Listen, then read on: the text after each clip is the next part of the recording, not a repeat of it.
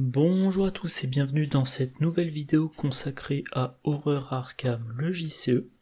On continue les vidéos sur les exemples de decks pour les investigateurs de la boîte Le Festin de Hemlock Vale. Aujourd'hui, troisième vidéo.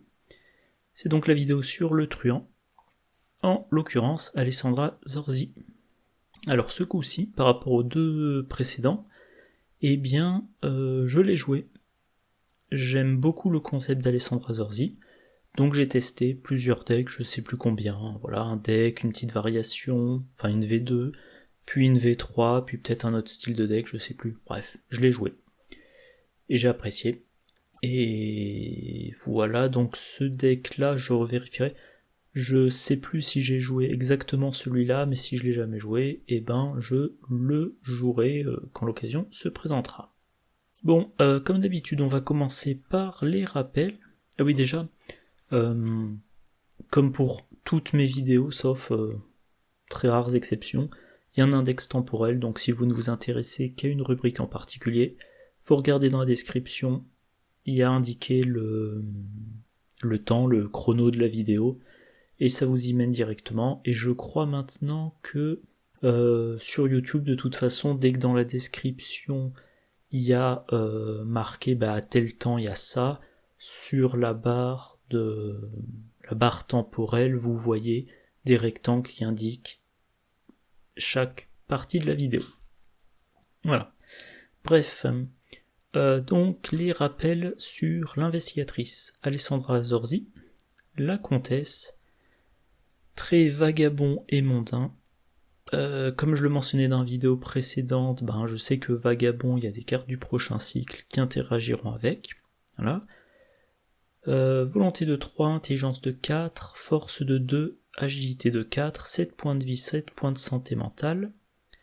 Vous avez le droit d'effectuer une action supplémentaire durant votre tour qui ne peut être utilisée que pour effectuer une action discussion.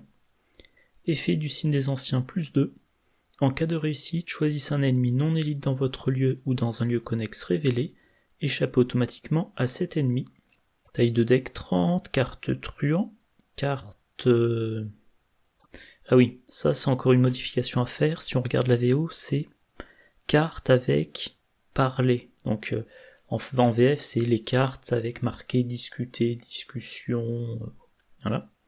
Les cartes qui mentionnent la discussion, toutes. Et également toutes les cartes neutres. Elle a dans son deck 3 exemplaires de séduire, sa faiblesse perso Zamakona, une faiblesse de base au hasard. Voilà. Donc sa carte signature. Séduire, encore une fois il y en a 3 copies, c'est un événement qui coûte 2, qui a le trait ruse. Rapide, à jouer uniquement lors de votre tour, attachez séduire un ennemi non élite dans votre lieu.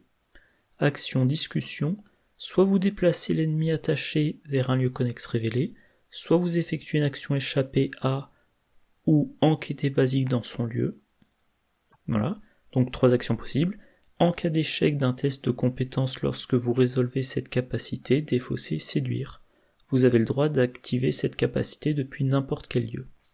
Donc, un ennemi non élite, on lui attache séduire, et maintenant, on peut, que je relise bien, soit le déplacer vers un lieu connexe révélé, et rappel, ça se joue depuis n'importe où, donc depuis n'importe où vous pouvez déplacer cet ennemi de son lieu vers un lieu connexe, soit vous pouvez lui échapper, et c'est une action discussion, voilà, action de discussion qui permet de lui échapper, une action échappée basique, encore une fois depuis n'importe où, soit une action discussion pour faire une enquête basique dans son lieu depuis n'importe où. Par contre, si vous ratez le test de compétence de l'action échappée à ou enquêter, vous défaussez séduire. Si vous réussissez, séduire reste en place, et vous pouvez avoir 3 ennemis non élites avec séduire attaché dessus. Et bon, donc oui, Alessandra Zorzi, elle a le droit à une action de discussion en plus de ses 3 actions normales, Sa carte signature fait de la discussion, elle joue sur la discussion.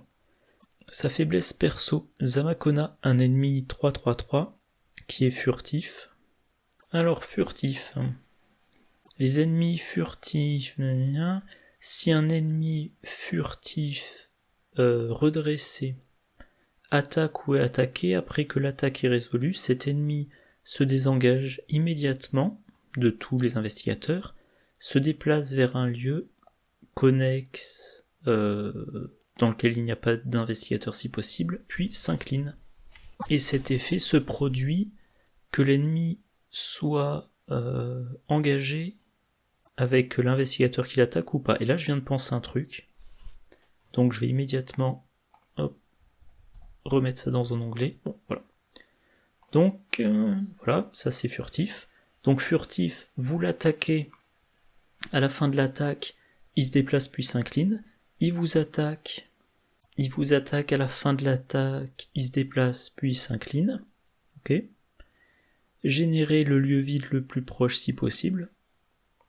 Donc comme c'est un lieu vide, ça peut pas être votre lieu, sauf si votre lieu est le seul lieu. C'est pas le lieu d'un autre investigateur, donc a priori il est à 1 de distance de vous. Alessandra Zorzi ne peut pas discuter avec lui, mais au passage quelqu'un d'autre peut discuter avec lui. Et la première fois qu'Alessandra Zorzi effectue une action discussion à chaque round, on met une fatalité sur Zamakona. Et il inflige un dégât. Donc on a envie de l'achever en une action, en une attaque. Comme ça, il est achevé, il se déplace pas. Mais si on lui inflige moins de 3 dégâts, il s'éloigne. Et tant qu'il est sur la table, Alessandra Zorzi va limiter les discussions qu'elle fait. Enfin, va essayer de pas discuter pour pas mettre plein de fatalités en jeu. Et elle perd en efficacité. Voilà. Donc ça c'est pour les rappels, et maintenant le deck à 47 XP.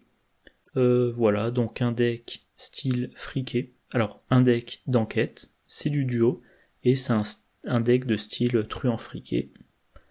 Le duo, en l'occurrence, c'est avec Zoé Samaras. Comme pour les 2 vidéos précédentes, je vais pas expliquer par bloc, mais je vais faire les cartes les unes après les autres. Voilà. Alors, faux papier de niveau 4. Action, choisissez un ennemi dans votre lieu de discussion. Effectuez un test d'intelligence de difficulté 0. Ce test gagne +1 à sa difficulté pour chaque soupçon sur les faux papiers. En cas de réussite, découvrez un indice dans votre lieu ou dans un lieu connexe. En cas de réussite avec un écart de 1 ou moins, placez une ressource sur les faux papiers en tant que soupçon.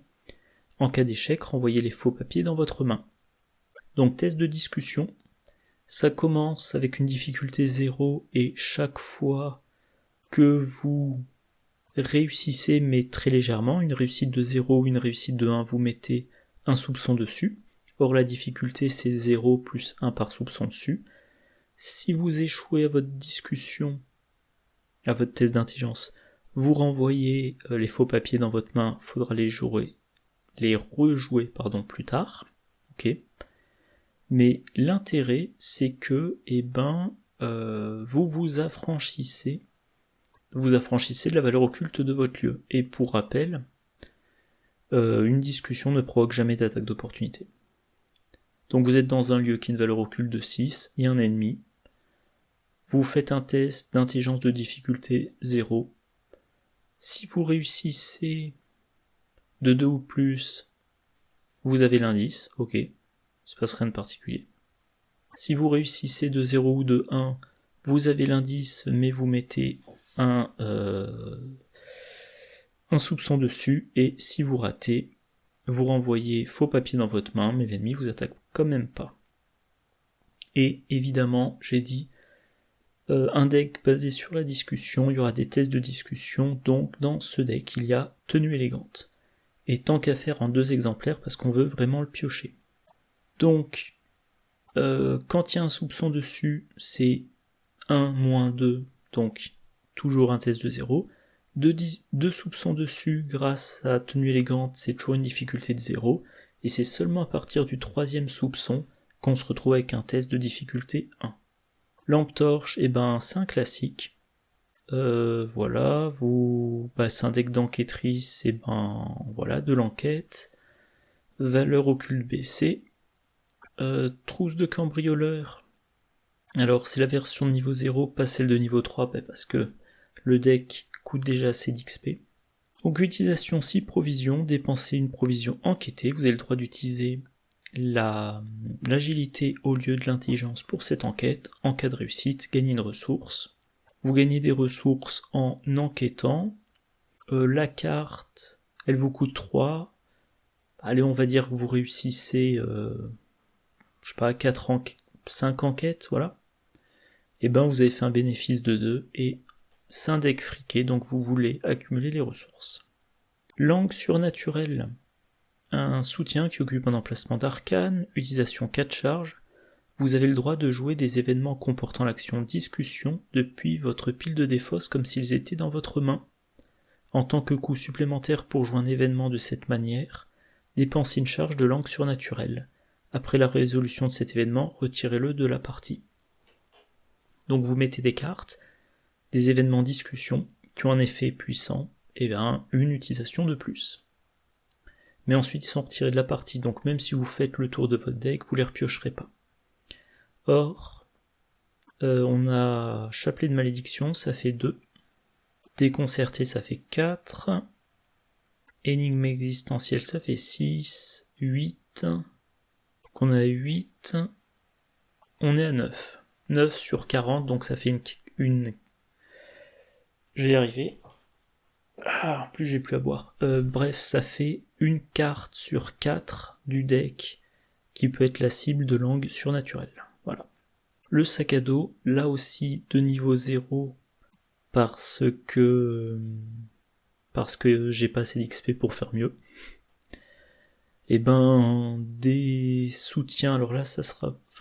des cartes avec le trait ravitaillement ou objet. Là ça sera plutôt objet. Alors, lampe torche, donc ça fait 2.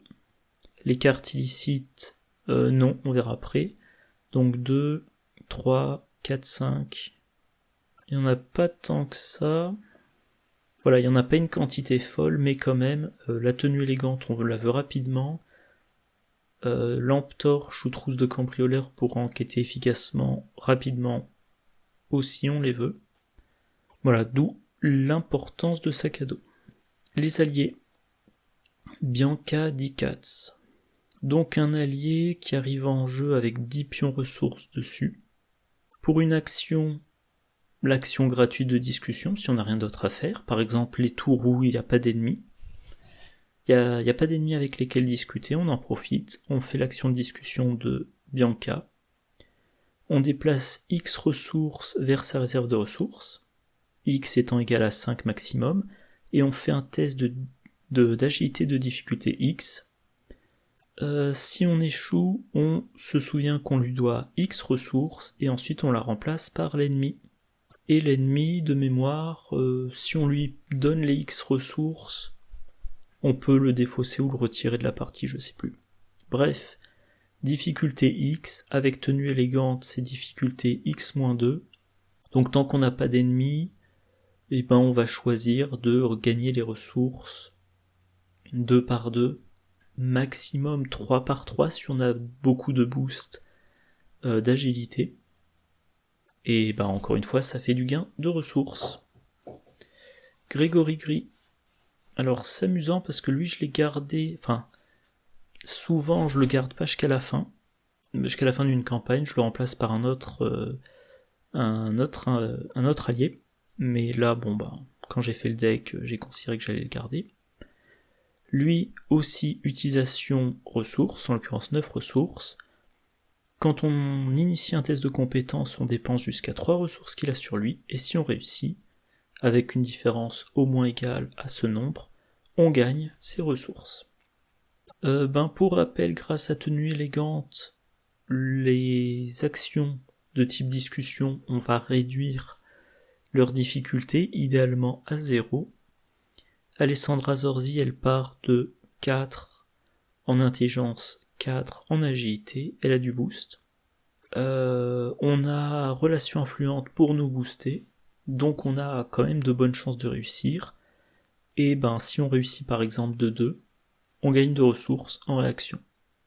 Encore une fois, pour avoir beaucoup de ressources, j'étais déconcentré, beaucoup de ressources pour faire tourner relation influente. Lola Santiago, un classique dans les decks de truands enquêteurs, hein, plus en intelligence, plus en agilité, donc meilleur en enquête, qu'on enquête en intelligence ou en agilité, et la meilleure agilité fait qu'on va pouvoir échapper aux ennemis si c'est nécessaire pour les gérer. Action rapide, on l'incline, on dépense X ressources, on découvre un indice dans son lieu, où X est la valeur occulte du lieu. On a lampe torche, la combo habituelle lampe torche plus Lola Santiago. J'enquête avec la lampe torche et dans la fenêtre d'action rapide de l'action d'enquête, j'utilise Lola Santiago. Si le lieu a une valeur occulte imprimée de 2, sa valeur occulte passe à 0 et donc Lola Santiago me donne un indice gratuitement. Mais on a aussi avec séduire, on effectue une action de discussion. Grâce à tenue élégante, sa difficulté est diminuée de 0. Cette action discussion, on l'utilise pour une enquête basique. Comme cette enquête, c'est dans l'action de discussion, sa difficulté est baissée de 2. Et donc, pareil, Lola Santiago ne vous demande pas de payer X ressources, mais X moins 2 ressources. Donc des indices sans test, avec 2 combos pour en baisser le coût. Relation influente de niveau 3, le classique, vous accumulez les ressources, ça vous donne des boosts à n'importe quel test. Sachant qu'Alessandra Zorzi a aussi l'avantage d'avoir 3 de volonté, ce qui est bien pour un truand. Donc une fois que vous avez, mettons 16 ressources, reste pourrissant, vous le faites à 4 au-dessus de la difficulté, le test. Voilà. Vous êtes dans un lieu dans lequel vous êtes dans un lieu qui a une valeur occulte, je sais pas moi, de 8, vous avez un bon bonus. Et la version niveau 3, il y a aussi l'avantage que pour 2 ressources, on va le redresser, et donc on va pouvoir l'utiliser une deuxième fois dans le round. Vol à la tire. Après que vous avez échappé un ennemi, incliné, vol à la tire, piochez une carte. Pour rappel, séduire plus tenue élégante, ça fait que échapper un ennemi, vous pouvez le faire avec votre action gratuite et à difficulté baissée. Difficulté baissée de 2. Donc c'est plus facile de réussir de 2 et de piocher une carte. Les permanents, charisme, on a 3 alliés. Donc c'est grâce à demander un service qu'on fera la rotation, de sorte d'en avoir 2 en jeu. Dans le vif du sujet, pour commencer avec de l'XP. Faire du charme. Alors ça, je l'avais mentionné dans ma vidéo sur Alessandra Zorzi. J'ai aussi fait un sujet sur le forum, et si j'oublie pas, je mettrai un lien dans la description. Alessandra Zorzi, quand même, elle a besoin, c'est pas 100% indispensable, mais elle prend toute son efficacité avec séduire. Séduire, certes, il y en a 3 copies dans le deck, mais il faut les piocher. Séduire, on peut en perdre un, voilà. Si on rate le test, on défausse séduire, donc on veut quand même y accéder rapidement. Continuer à en piocher, même si on en a déjà un en jeu, ce qui... on en veut au moins un en jeu, mais en avoir 2 ou 3, c'est plus intéressant. Alors que je retrouve... J'ai cible facile, qui a le trait ruse. J'ai déconcerté, qui a le trait ruse. J'ai mouchard, qui a le trait ruse. Bref, j'ai un certain nombre de cartes qui ont le trait ruse, qui sont toutes en au moins 2 exemplaires. Faire du charme, permanent de niveau 3 exceptionnel. Avant de piocher votre main départ, cherchez jusqu'à 3 cartes ruses différentes dans votre deck et attachez-les face cachée à faire du charme. Mélangez votre deck. 3, ça peut être séduire. Mouchard, ça fait 2, et déconcerté, ça fait 3. Réaction quand vous engagez un ennemi, inclinez faire du charme, soit vous piochez une carte attachée, soit vous cherchez un exemplaire d'une carte attachée parmi les 9 premières cartes de votre deck, vous la piochez et mélangez votre deck. Eh bien, par exemple, je vais... Premier ennemi, alors c'est quoi quand vous engagez un ennemi? Première fois de la partie que je devais engager avec un ennemi, j'incline faire du charme et je dis je vais essayer de trouver une copie de séduire parmi les 9 premières cartes de mon deck. Alors, le deck a 40 cartes, on verra pourquoi, mais vous avez une pioche de 30 cartes. 30 cartes moins les 5 de votre main de départ, donc 25, moins les 3 attachés à faire du charme, ça fait 22. Potentiellement vous avez déjà pioché, mais mettons 22, il reste 2 copies de ruse dans la pioche, donc 2 cartes sur 22, vous en consultez 9, ça se tente. Et donc, les cartes qui sont attachées sont des cartes qu'on joue sur les ennemis. Donc, en tutorer une quand on pioche un ennemi, c'est quand on pioche un ennemi, enfin quand on devient engagé avec un ennemi, on va chercher dans son deck une carte qui va aider à gérer cet ennemi, ou à tirer avantage de la présence de cet ennemi. Et quand on a récupéré déjà toutes les cartes qui étaient dans la pioche, et ben là on commence à piocher les cartes attachées à faire du charme. Mais en tout cas, on a accès plus vite à ces cartes importantes. Ça dynamise le deck.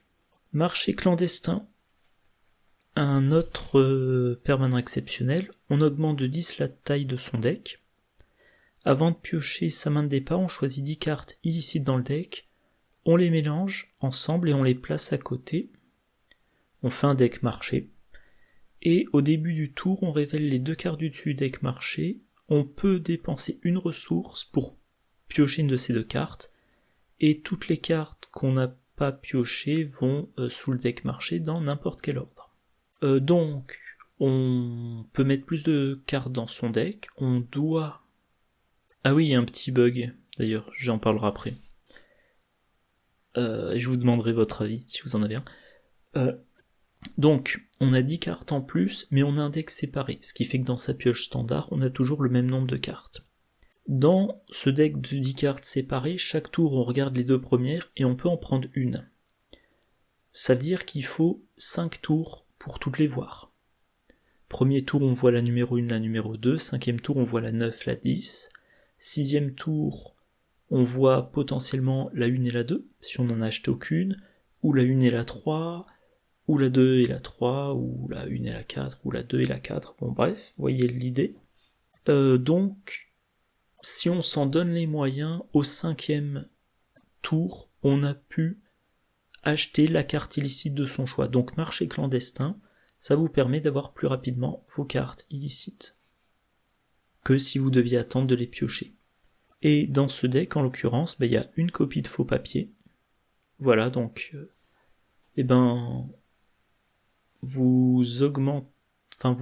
statistiquement, vous aurez plus rapidement vos faux papiers. 2 fois la trousse de cambrioleur, même remarque, statistiquement vous avez rapidement vos soutiens d'enquête, le vol à la tire, et le reste c'est des événements, on en parlera après. Les événements justement, une copie de je vais prendre ça. Rapide, alors je vais prendre ça, il est également dans le deck marché, il a le tri illicite. Rapide à jouer quand vous échappez avec succès un ennemi humanoïde ou quand vous enquêtez avec succès. Jouez un soutien objet de votre main en réduisant de X, son coût X étant égal au nombre de points de réussite. Attaché, je vais prendre ça, ce soutien. Le soutien attaché gagne illicite. Alors, ça permet de jouer en action rapide, donc on économise une action. Et on réduit le coût, ce qui est intéressant dans un deck friqué. Voilà, comme on dit, un sou économisé, c'est un sou gagné. Et le fait que le soutien gagne illicite, ça servira plus tard. Chapelet de malédiction, ça va permettre soit d'échapper automatiquement à un ennemi non élite, et en plus de trouver un indice dans son lieu, donc un indice sans test, mais ça a comme inconvénient qu'on met une fatalité sur l'ennemi, donc on peut on peut faire arriver la fin de la partie un round plus tôt. Et deuxième chose, cet ennemi ne peut pas subir de dégâts pour la fin du round. Deuxième possibilité, on cible un ennemi qui a au moins une fatalité sur lui et il est vaincu. Et comme bonus, on va gagner des ressources pour chaque fatalité sur lui. Donc le premier effet, ça va être par exemple, je veux enquêter tranquillement dans un lieu, mais il y a un ennemi, et ben je lui échappe automatiquement. J'ai un indice, et en plus maintenant je peux enquêter sans prendre d'attaque d'opportunité, et au round prochain, Zoé s'en débarrasse. Ou alors il y a un ennemi de type cultiste avec des fatalités sur lui, hop, il est vaincu, comme ça, il ne fait pas avancer le scénario plus vite. Cible facile. On joue la carte, on gagne 2 ressources, on pioche une carte, et en réaction, après avoir joué une copie, on peut jouer gratuitement une autre copie de sa main.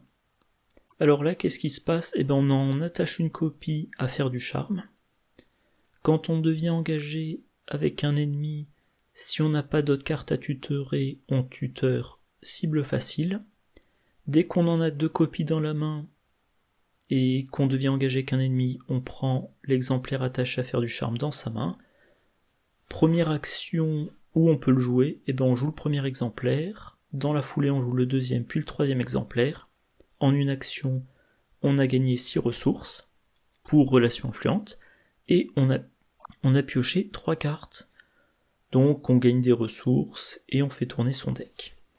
Contrebande qui est également dans le deck marché. On double le nombre de pions munitions ou provisions d'un soutien. Ça peut être la lampe torche, ça peut être trousse de cambrioleur. Et je crois que j'ai pas fait de liste pour le deck Zoé, mais bon. Voilà, donc c'est surtout pour elle, doubler les provisions d'un soutien d'enquête, ça veut dire faire d'autres enquêtes efficacement. Rien de plus à en dire. Déconcerter. Déconcerter qui coûte 3 XP, c'est pour ça que dans ce deck il y a des cartes au niveau 0 que j'aimerais mettre au niveau 3, mais j'ai plus assez d'XP. Donc, événement de discussion, qui pourrait être joué avec langue surnaturelle. Choisissez un ennemi dans votre lieu, effectuez un test d'intelligence X. Pour rappel, grâce à tenue élégante, ça sera plutôt X-2. X étant la valeur d'évasion de l'ennemi choisi. En cas de réussite, découvrez 2 indices dans votre lieu. Ensuite, si l'ennemi est non élite, échappez-lui automatiquement. Il ne se redresse pas lors de la prochaine phase d'entretien. Donc un test pas trop dur, qui permet de découvrir 2 indices dans le lieu en s'affranchissant de la valeur occulte du lieu. On échappe à l'ennemi, donc on peut continuer ses enquêtes sans les attaques d'opportunité, et il ne se redresse pas. Donc on peut continuer à enquêter au tour prochain. Et c'est génial. Demander un service, je l'évoquais tout à l'heure, on a soit Bianca, soit Grégory en jeu sans aucune ressource dessus. On le renvoie en main, on va tutorer un autre allié, on le trouve ou on le trouve pas, et ensuite, soit on l'a trouvé, on l'a mis en jeu, soit on l'a pas trouvé potentiellement parce que il était plus dans la pioche, on rejoue derrière soit Bianca, soit Grégory, et on a de nouveau du gain de ressources grâce à son allié. Énigme existentielle, une autre discussion. Choisissez un ennemi non élite dans votre lieu, effectuez un test de volonté ou d'intelligence de difficulté 8, ça sera plutôt intelligence. Grâce à tenue élégante, ça sera plutôt 6. La difficulté de ce test diminue de 1 pour chaque autre carte dans votre main. Donc on peut diminuer la difficulté jusqu'à 0, si tout se passe bien. Voilà, grâce à... Alors, avec faire du charme, on tuteur, avec vol à la tire, on pioche, avec cible facile, on pioche. Donc on essaie de réduire la difficulté du test à 0. En cas de réussite, échappez automatiquement à l'ennemi, ok. Et attachez-lui énigme existentielle, et il gagne distant. Là l'intérêt, c'est on joue cette carte sur un ennemi chasseur, et cet ennemi, alors vous lui avez échappé, donc il n'est plus engagé avec vous. Il est distant, donc il ne vous réengagera pas, mais il continuera à vous chasser. et donc vous aurez en permanence dans votre lieu un ennemi. Ce qui fait que vous pourrez utiliser faux papier ou déconcerté. Voilà. Voilà, je ne l'ai pas rementionné parce que j'ai fait toute une vidéo sur Alessandra Zorzi, mais elle veut des ennemis pour enquêter facilement. Et ben, énigme existentielle, schématiquement, ça vous dit, il y a un ennemi chasseur qui ne présente plus aucune contrainte pour vous. Voilà, il vous suit, il ne présente plus de contraintes, et il vous permet de trouver des indices grâce aux discussions. Escroquerie. Choisissez un ennemi dans votre lieu, c'est une discussion, et effectuez un test d'agilité de difficulté 0. Pour chaque point de réussite, gagnez une ressource jusqu'à un maximum de 6. En cas d'échec, cet ennemi vous attaque.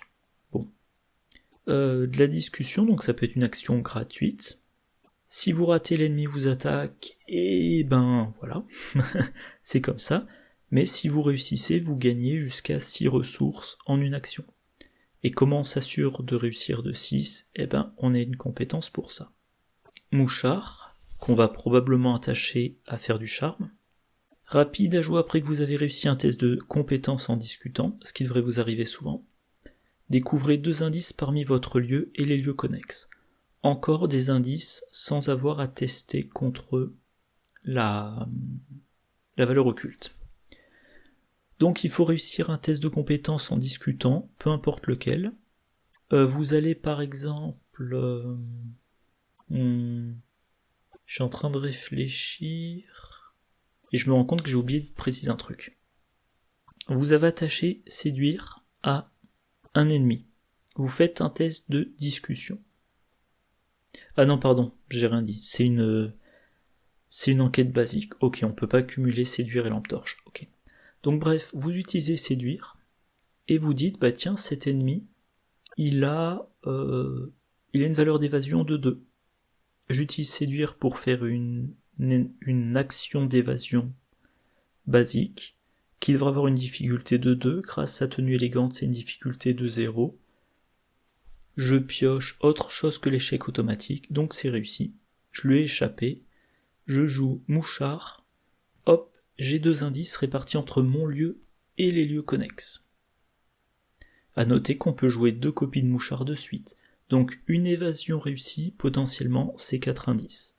Encore une fois, répartis. Poche dissimulée, rapide à jouer uniquement lors de votre tour. Attachez cette carte à un soutien vêtement ou armure que vous contrôlez. Concrètement, la tenue élégante. Le soutien attaché gagne. Vous avez un emplacement de main ou d'accessoires supplémentaires, vous choisissez, qui ne peut être utilisé que pour contenir un soutien illicite. Bon ben, faux papier, c'est illicite. Trousse de cambrioleur, c'est illicite. Je vais pas rendre ça peut rendre lampe torche illicite. Et ben voilà, tenue élégante plus poche dissimulée, ça vous permet d'avoir en jeu simultanément faux papier, lampe torche et trousse de cambrioleur. Donc il y a un ennemi dans votre lieu, vous enquêtez avec faux papier. Il n'y a pas d'ennemi dans votre lieu et votre lieu a une valeur occulte de 1 ou 2, lampe torche. Et pendant lampe torche, Lola Santiago.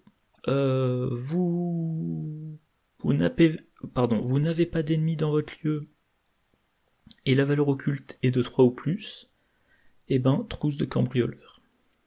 Voilà. Alors je me rends compte quand même que je vais prendre ça. Il n'est pas nécessaire, vu que poche dissimulée peut cibler faux papier et trousse de cambrioleur. Mais bon, voilà, le deck n'est pas parfait, c'est comme ça. Donc séduire en 3 exemplaires, vamp de niveau 3 en 1 exemplaire. Pareil, hein, j'en mettrai volontiers 2 copies, mais j'ai pas assez d'XP. Mais on a quand même langue surnaturelle hein, pour fournir l'autre utilisation. Discussion, choisissez un ennemi dans votre lieu et n'importe quel nombre de compétences. Une à la fois dans n'importe quel ordre, effectuez un test pour chaque compétence choisie avec une difficulté de 2, qui passe à 0 avec tenue élégante. Pour chaque test que vous avez réussi, si vous avez effectué un test de volonté, vous retirez une fatalité de cet ennemi. Donc, temporisez les cultistes. Intelligence, vous découvrez un indice dans le lieu de cet ennemi. Encore une fois, indice sans tester contre la valeur occulte du lieu. Agilité, échapper automatiquement à cet ennemi s'il est non élite, déplacez-le vers un lieu connexe. On échappe à un ennemi, on le met dans le lieu connexe, et l'avoir dans le lieu connexe va permettre ensuite d'aller dans ce lieu, discuter par exemple avec faux papier, et d'avoir des bénéfices dans ce lieu. Donc par exemple, vous dites, cet ennemi je l'envoie dans le lieu qui a une valeur occulte de 6, mais tous les indices de ce lieu à valeur occulte de 6, je les aurai, sans tester contre la valeur occulte. Voilà. Et enfin, force, infliger 2 dégâts à cet ennemi. Et ça peut permettre, par exemple, d'infliger des dégâts à un ennemi distant, un ennemi qui a riposte sans risquer la riposte, un ennemi engagé avec un autre joueur sans prendre le risque de blesser ce joueur. Voilà, c'est extrêmement bourrin. Allez, pour finir, les compétences. Alors, bien habillé, un icône libre. Tant que bien habillé t'attribue un test de compétence lors d'une action discussion, elle gagne. Ah, un petit doute, je vais vérifier. Oui, c'est ça, elle gagne 3 icônes libres. Dit autrement, cette carte-là, vous l'attribuez un test de compétence lors d'une discussion. Vous avez un plus 4.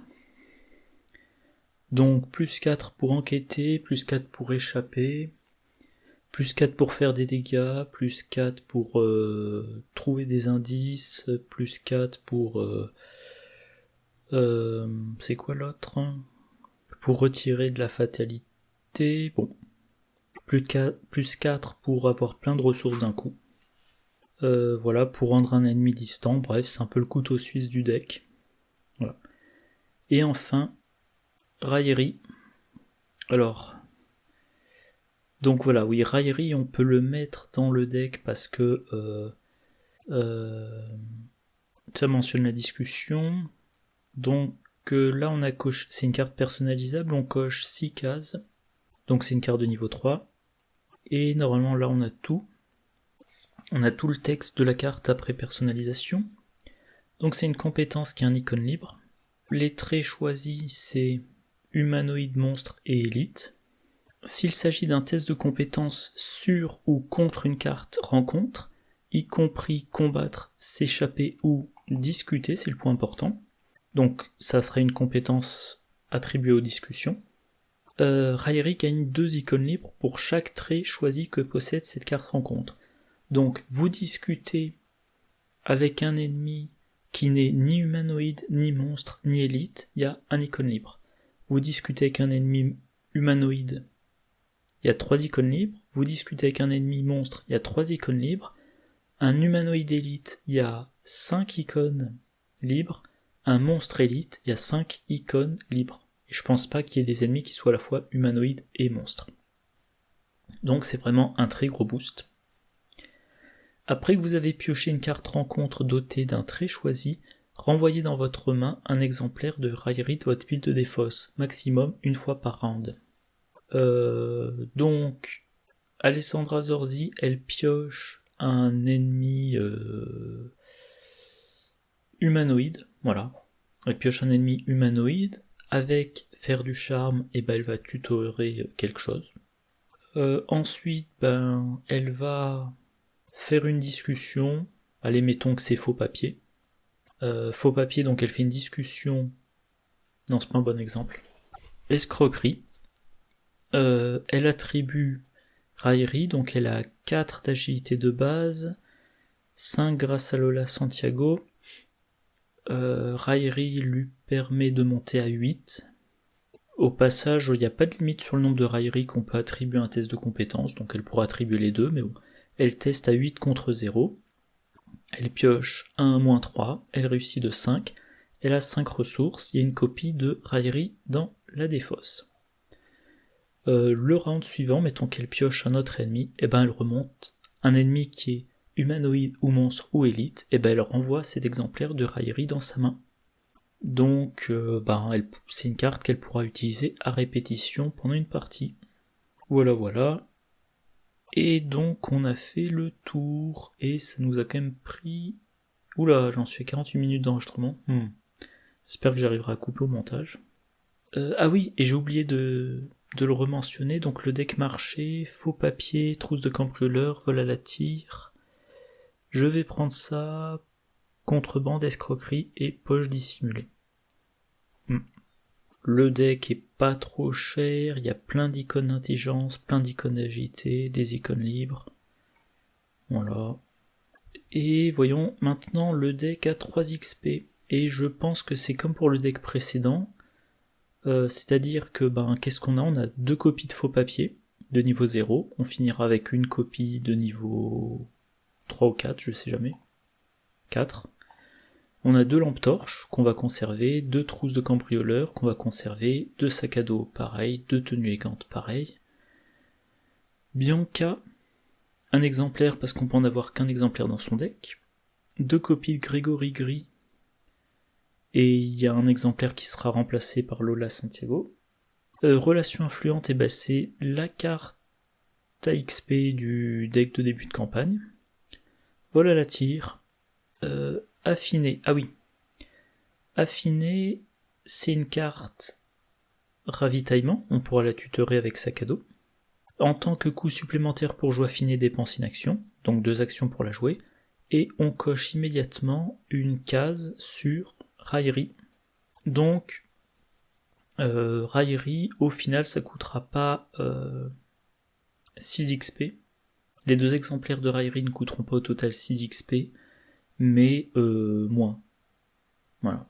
Chapelet de malédiction, contrebande, demande un service à forcer l'entrée.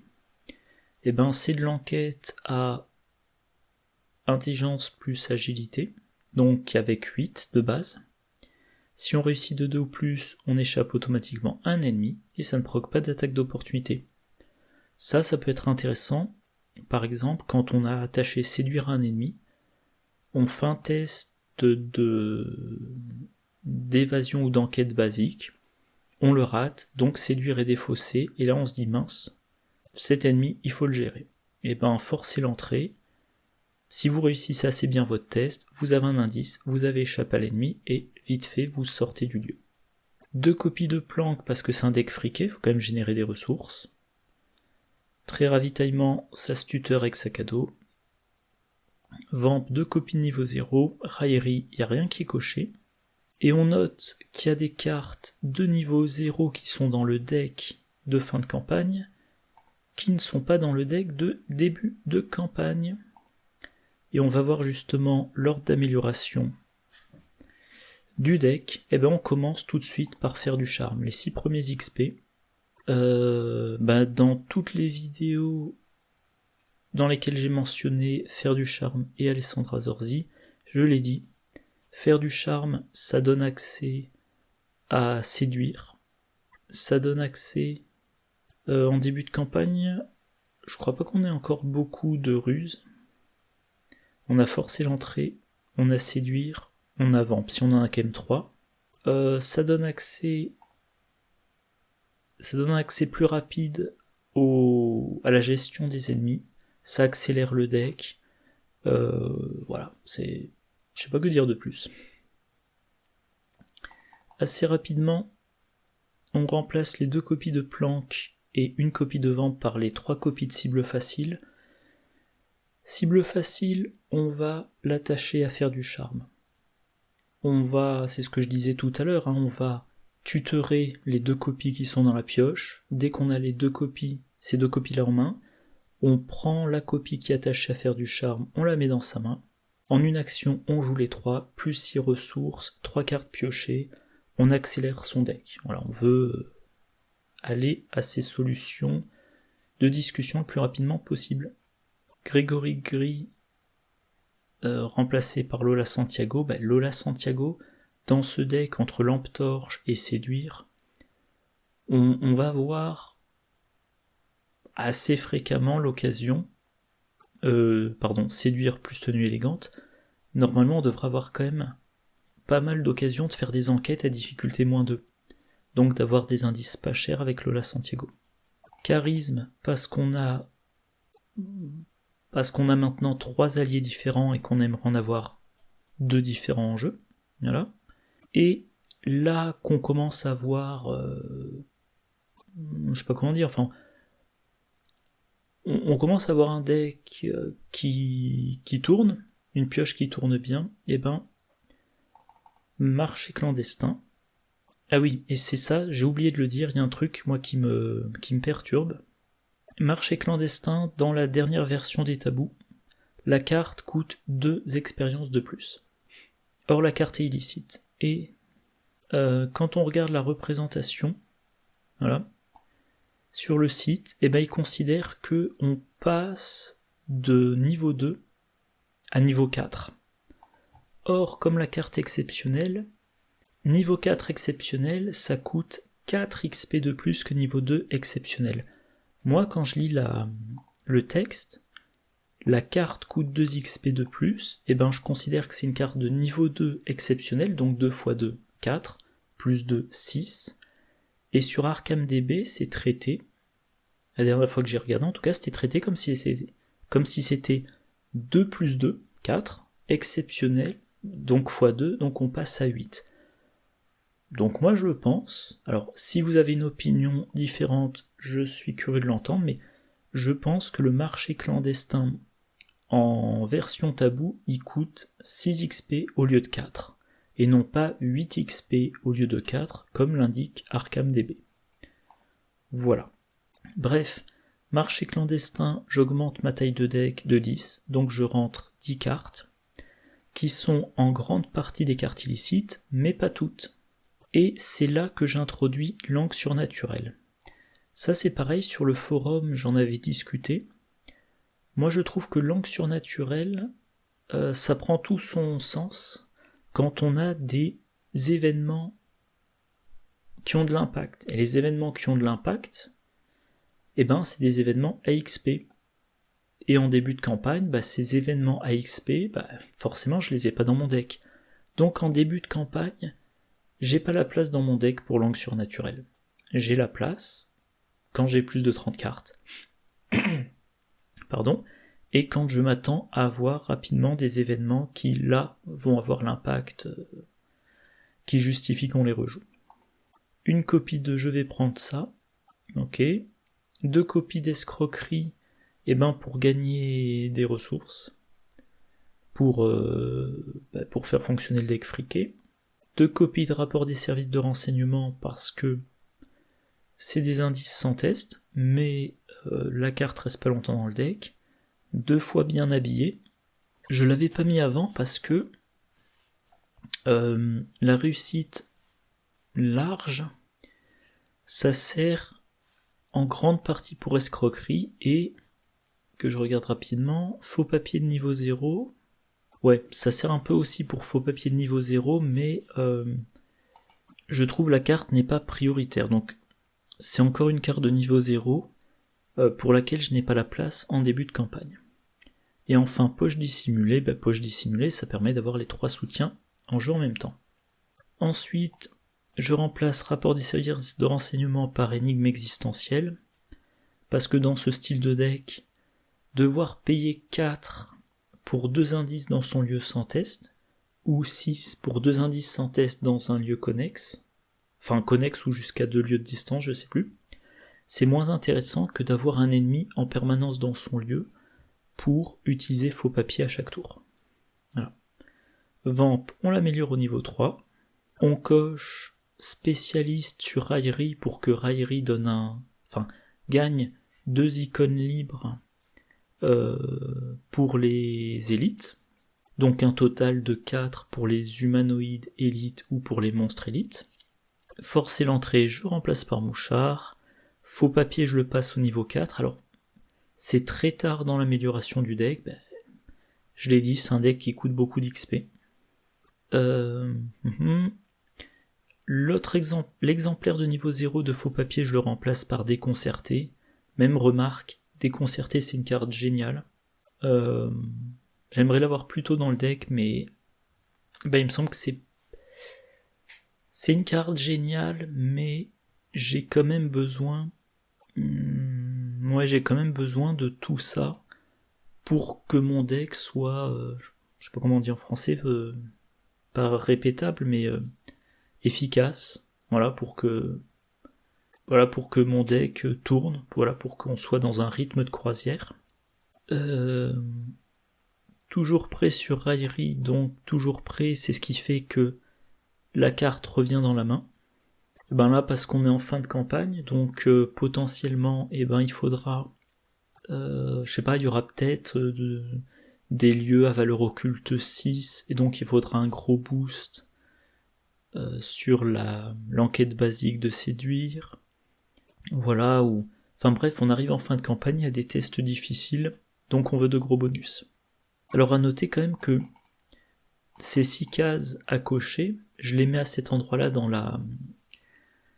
l'ordre d'amélioration des cartes, mais bien sûr, si lors du premier scénario, vous avez un créneau pour jouer affiné, donc si vous avez 2 actions disponibles, vous jouez affiné, et en fait, c'est lors du premier scénario, donc à cet endroit-là, que vous cochez la première case. Et il y a 6 cases à cocher au total, potentiellement, vous cochez pendant les 6 premiers scénarios, et donc Raillerie sera pleinement améliorée, je sais pas moi, ici. Voilà. Et la dernière amélioration, c'est affiner. Et ça, oui, c'est pareil, affiner, je peux m'en débarrasser dès que j'en ai plus l'utilité. Ou alors, si j'ai fini de cocher les 6 cases avant avant le début du 7ème scénario, je peux continuer à cocher des cases. Si j'ai le temps, je sais pas, je pourrais cocher l'autre spécialiste pour ajouter un autre trait du style,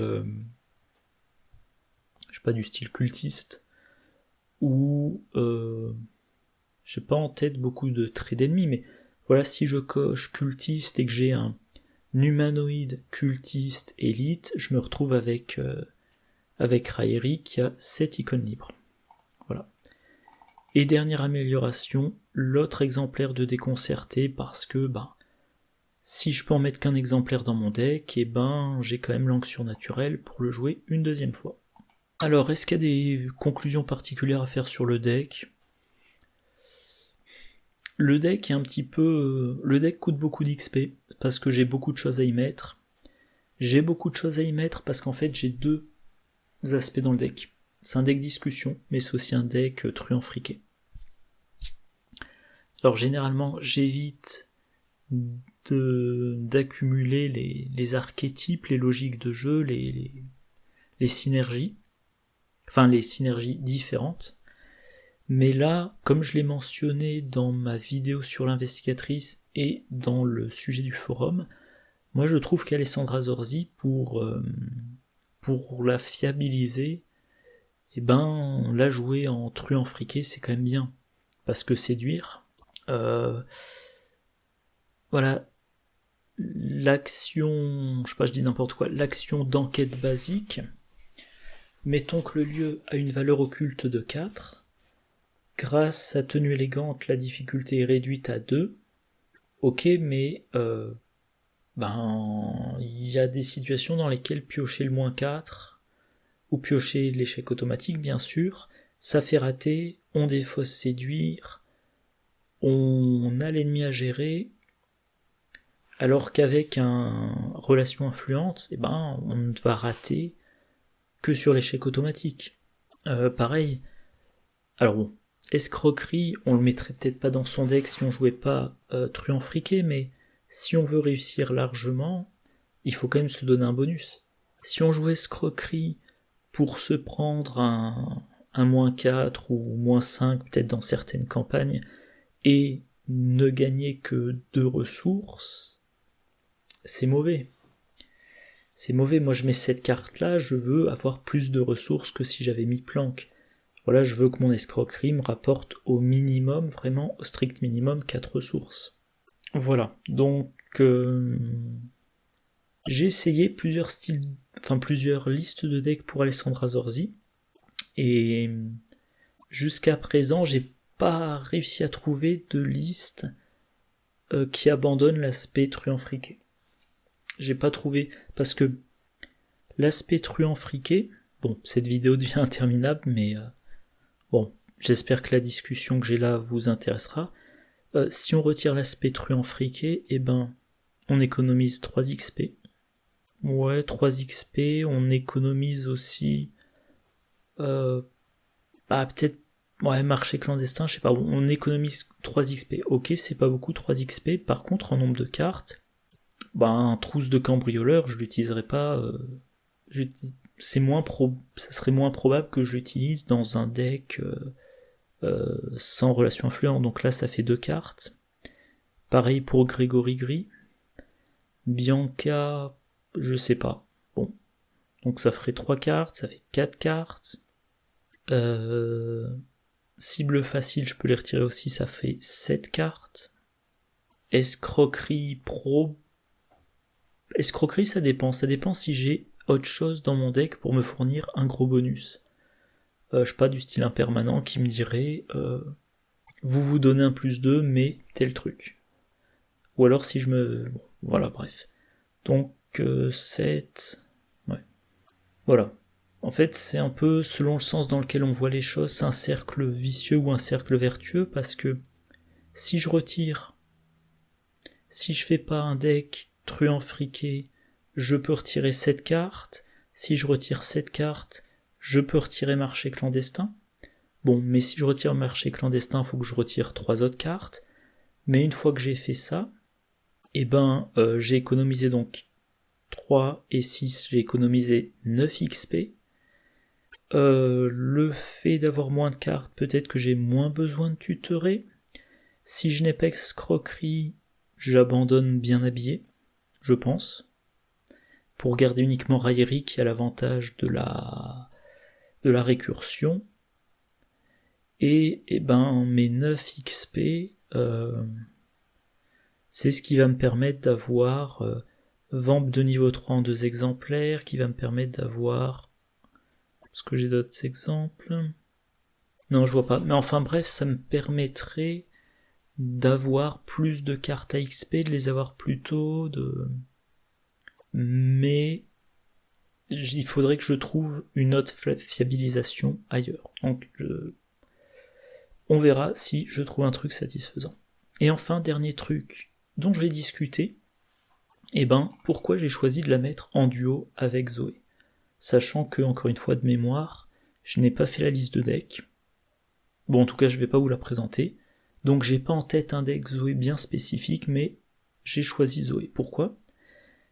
Parce que Alessandra Zorzi, elle veut des ennemis pour enquêter. Donc elle maintient des ennemis en jeu. Enfin, elle maintient.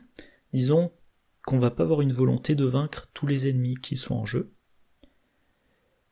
Ces ennemis qui sont en jeu, alors certains seront distants, mais d'autres, c'est simplement on va les laisser redresser et on va les déplacer avec séduire, ou alors on va leur échapper avec séduire, on va agir et à la phase d'entretien ils se redresseront, et il y aura un certain nombre d'ennemis lors d'un scénario, il y aura un certain nombre de réengagements d'ennemis qu'on a laissés en jeu. Or, Zoé Samaras, après qu'elle est devenue engagée avec un ennemi, elle gagne une ressource.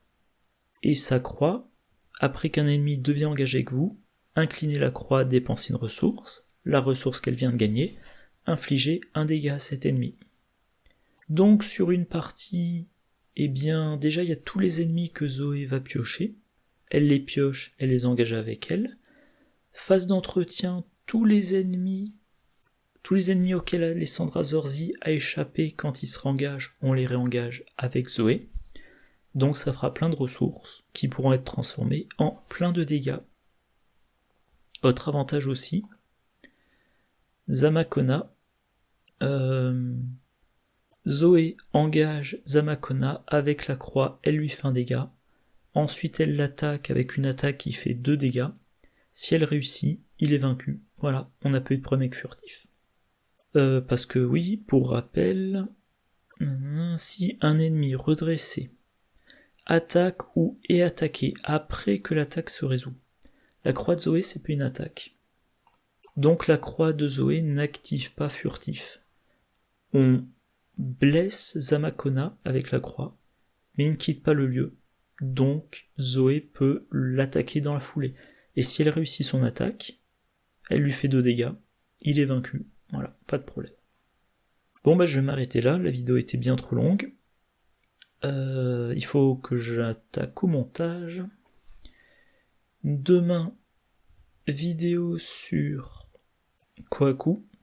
Et alors je me souviens même plus si j'ai déjà fini la liste de decks. Ah oui, c'est le fameux, j'en avais parlé, c'est le fameux deck avec le diadème brisé. Donc voilà, en avant-première, je vais évoquer ce deck-là demain. Moi d'ici là, je vous souhaite une bonne journée, une bonne soirée, de bonnes parties, et je vous dis à la prochaine. Au revoir.